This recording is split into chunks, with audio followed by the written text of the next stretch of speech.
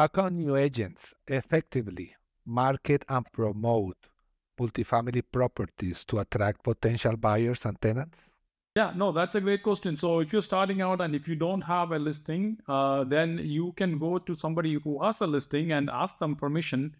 I would recommend that you get something in writing to help promote their listing, right? So you can literally pick up the phone and call multifamily investors and say, hey, I want to send you a listing.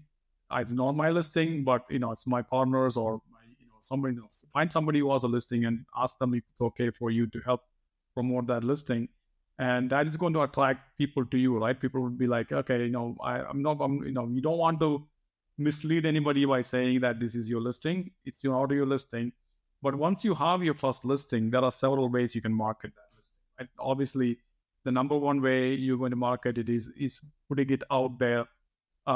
If you want on LoopNet, Rexy, different commercial platforms. But the most important way we market it is who's the likely buyer for a property? Is somebody else who owns similar properties in that area, right? So we typically go and get a list of all property owners, and then we'll call them and say, hey, I have a listing here. I want you to take a look at it because you have another property next door to it or within the 10-mile radius, right? So I thought I'll give you a call to see if you're interested in that. So that is the way. I mean, marketing is not that complicated. Either you can put it on the marketing platforms, but the most important thing is you prospect, what we call proactively prospect, with your most likely buyers. And your most likely buyers are other property owners in that area. So it is a good idea to blast the property and put the property in different systems so many buyers can look at it. But the key and the effective way to do it is for you as an agent to look for the right buyer directly.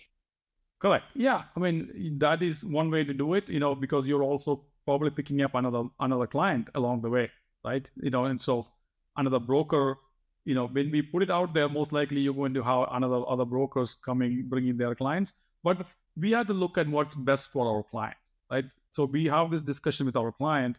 We as agents are obligated to do what's best for our clients. So we have to put our clients' interest in front of our interest.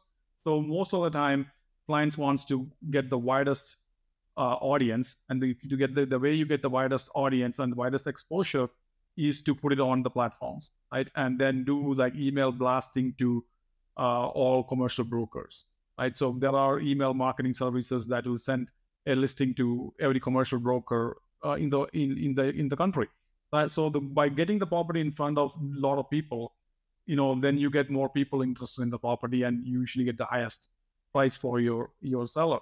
But at the same time, you should be using that opportunity, that the listing that you have, to prospect and grow your business. So that is by calling other property owners, and they'd be like, "Oh, I'm glad that you called me." Right? Maybe when I list my property, I'll list it with you because you're doing the extra work. So for residential, if we are going to compare it to the residential real estate, in residential real estate, we do open houses.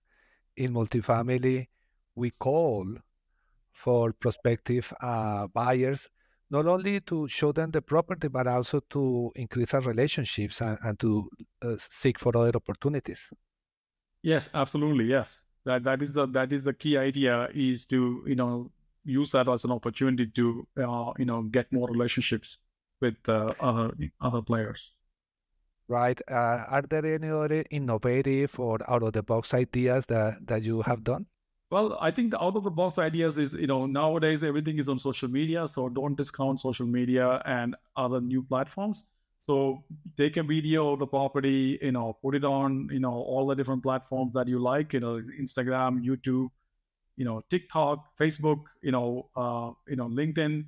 So social media, I think most commercial agents are not well into social media. Residential agents are much farther ahead when it comes to social media. I think social media is an opportunity for commercial agents to take their properties and get their listings, because the demographics are changing, and then your audience are also changing. So I think being strong on the digital marketing side, having your website and having your social media and stuff like that is very important more going forward. So some of the traditional ways, these are some of the things that you can add to your marketing.